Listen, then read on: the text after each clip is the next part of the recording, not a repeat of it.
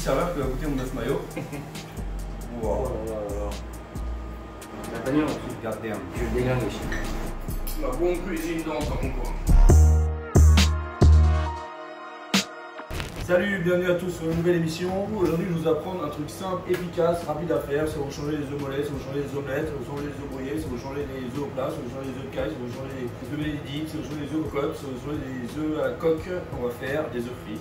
Belle intro ça hein. Donc un œuf frit c'est quoi? Bah c'est pas compliqué en fait, tout ton frigo, tu prends des œufs, ok, tu trouves la chapelure, tous les cuistots à la télé ou n'importe qui, n'importe quoi, ils disent si t'as pas de chapelure tu prends du pain un petit peu sec, tu le mixes et puis toi tu fais ta propre chapelure, comme ta gueule parce que personne ne le fait. Ça se fait dans le restaurant mais ça se fait pas à la maison, tu prends l'erga. Là j'ai de la chapelure panko et je t'avoue c'est pas adapté.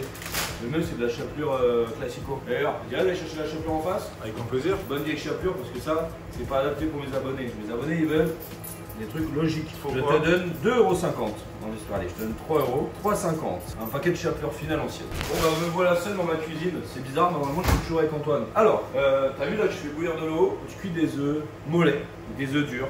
Le mieux, c'est dans ton eau, c'est de mettre un peu de vinaigre et un petit peu de sel. Comme ça va permettre à la coquille, quand tu vas les caler, de ne pas être en plein de petits bouts et de faire des gros morceaux. Donc là, on va faire des œufs mollets. Les œufs mollets, c'est une cuisson 5 minutes. Donc, eau bouillante, salée et vinaigrée, 5 minutes de cuisson. Tu prends une cuillère, tu mets du sel. Moi, je mets 1,5 de cuillère de sel. Pareil, vinaigre, 2 cuillères à soupe de vinaigre. Vinaigre de cidre, ça passe. Et là, tu ne vas pas jeter tes œufs bêtement. Il faut que tu prennes une écumoire, une araignée, ce que tu veux. Tu prends tes œufs, tu les poses délicatement. Et là, tu ne les jettes pas pour pas qu'ils cassent, mais tu les déposes dans le fond de la casserole. Voilà, et là c'est parti pour 5 minutes de cuisson. Hop. Donc là, il me reste encore 2 minutes 30 de cuisson. Il faut que tu prépares ta glaçante. C'est quoi une glaçante? C'est de l'eau avec des glaçons. Ça va permettre de stopper la cuisson de l'œuf. Donc il faut vraiment que tu le fasses avant que ça cuise. C'est pas la peine que ça boue à pleine dose. Tu peux quand même ralentir. Un petit frémissement, quand même, ça suffit. Il ne faudrait pas que la coquille elle casse. Parce que si la coquille elle casse, il y a du blanc qui sort. Et tu sais, ça fait des œufs pas parfaits. Ok, donc là, ça fait 5 minutes que c'est cuit. Tu récupères tes œufs avec ton araignée autour des fumoirs. Tout doucement. Là, tu vois, ils sont parfaits.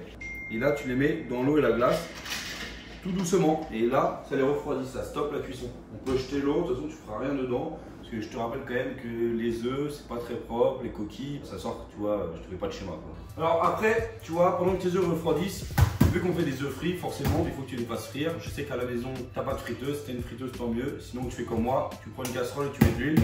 J'ai pris l'huile de tournesol Métro Chef, la gamme Métro Chef, elle est cool. Parce qu'il y a des bons produits et en vrai, il y en a, ils sont quand même moins chers que d'autres.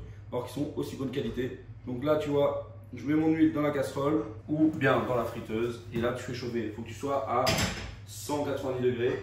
Mais bon, je sais que tu n'as pas de thermomètre à la maison et je vais te donner des indications pour que ce soit top. Alors, en attendant que ton huile elle chauffe, tu reprends tes œufs.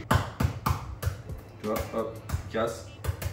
Et là, tu dois te rendre compte, en vrai, c'est quand même beaucoup plus facile à casser. Tu as la membrane qui vient tout de suite et tout vient tout seul. Regarde, hop, hop, hop.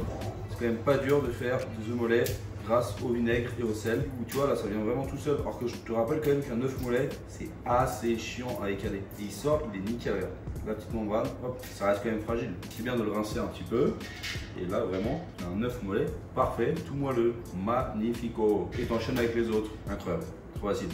Trop beau, trop satisfaisant. Alors ensuite on va passer à la panure à l'anglaise. Donc c'est pas compliqué, pour paner il nous faut tout simplement la chapelure. Donc là j'ai pris une chapelure fine, donc chapelure fine tu vois, c'est carrément plus fin que la panko et c'est vraiment beaucoup plus adapté à ce genre de recette. Il faut des œufs, mais ouais pour paner des œufs on va prendre des œufs. Donc là tu prends un œuf entier, hop, tu le casses dans un bol et on le fouette. Tu mets une pincée de sel, parce qu'il faut toujours penser qu'il faut assaisonner sa chapelure.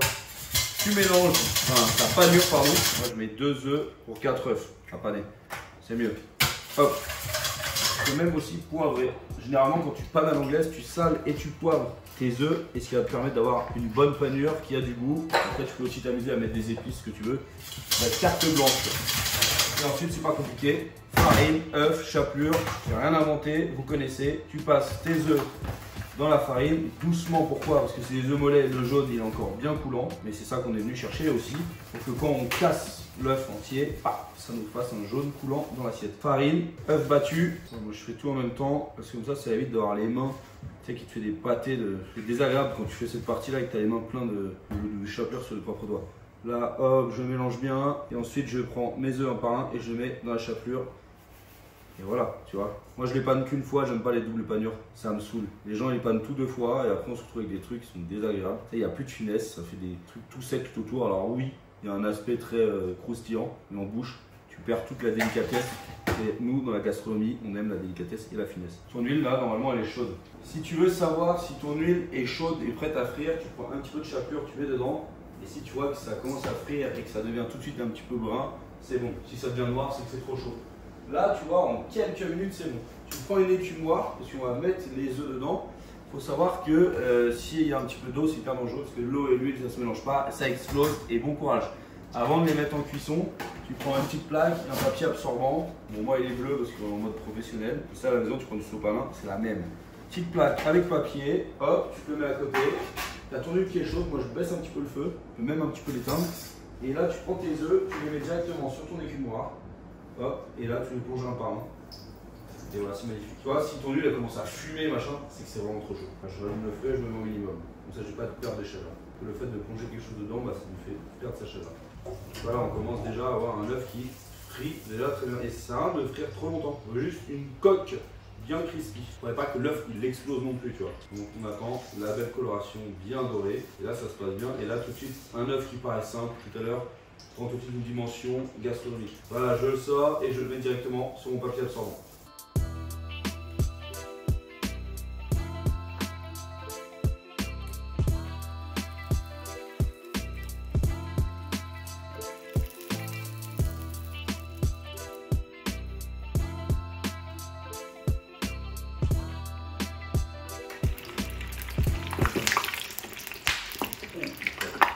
Voilà, vous avez vu là, l'explosion, c'est parce qu'il y avait de l'eau dans mon écumoire, ça explose tout de suite, c'est ultra dangereux.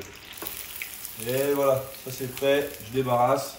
C'était pas compliqué, mais faites gaffe, jamais d'eau dans votre friteuse. Merci. Voilà, nos œufs sont frits. En vrai, on va pas faire trop compliqué parce que l'idée c'était juste vous montrer comment faire cette étape-là. Mais je vais vous montrer une petite sauce qui va avec. Ok, du coup, pour la recette, moi je propose de faire une petite mayo, donc jaune d'œuf, moutarde. Tu montes à l'huile et cette huile elle est bien parce qu'elle est hybride, c'est-à-dire que tu peux faire des assaisonnements et des cuissons. Bon, bah, je fais pas de schéma, hein. Un petit peu d'huile, hop, tout doucement. Mon torchon sous mon cul de poule pour éviter que ça tourne dans tous les sens. Moi perso, je trouve qu'une mayo à la truffe c'est incroyable. Donc tu peux rajouter un petit peu d'huile de truffe dessus, dedans, et c'est magnifique. Donc là je monte ma mayonnaise tout doucement. Hop, je la serre bien. Alors comme forcément c'est un peu gras, parce que c'est de la mayo avec que de l'huile, pour serrer déjà, pour que ce soit plus ferme, même c'est bien pour, vu que c'est des jaunes d'œufs crus, mettre un petit peu d'acidité. Moi je rajoute du coup du vinaigre de cidre et pareil je l'ai pris chez Métro Chef parce qu'il est top, avec une petite goutte, voilà, et là ça va tout de suite serrer la mayo et ça va enlever l'aspect trop gras de l'huile. Moi je t'avoue j'aime bien un petit peu d'huile de truffe dedans, ça va permettre de donner un petit goût, tu sais, genre des fêtes Noël. Si tu as les moyens, tant mieux, mais je trouve que déjà un petit peu d'huile de truffe pour ceux qui aiment, c'est très très bien. Je goûte ma mayo, même pas besoin de sel. Parce qu'il faut faire gaffe, attention, de temps en temps, la moutarde. La moutarde, elle peut être un peu salée. Après, on va essayer de faire un dressage sympa. Donc, tu prends, hop, ta mayonnaise. Moi, je le mets au cœur de l'assiette, comme ça. Vraiment, une bonne cuillère de mayo. Voilà. C'est tout simple, hein. Et ensuite, tu récupères ton œuf et tu le remets droit, comme ça, dans son lit. Et là, c'est un œuf mayo, mais c'est un œuf mayo frit et qui passe bien pour les fêtes parce qu'il a la truffe. Mais tu peux aussi le faire nature. On va goûter. C'est tout simple, hein. T'as vu, il n'y a pas besoin de mille dressage. Mais là, ce qui est cool, c'est la sensation de couper. Et là, paf, regarde. Le jaune d'œuf, il est top. Il est cru, l'œuf, il est mollet. Et en fait, tu as un œuf mayo qui est revisité et qui est genre, tu peux impressionner ta famille pour les fêtes. Crois-moi, c'est une dinguerie. Ça passe archi bien. C'est simple, mais vraiment, qu'est-ce que c'est bon. Et là, paf, magnifique, le jaune, et hop là, boum.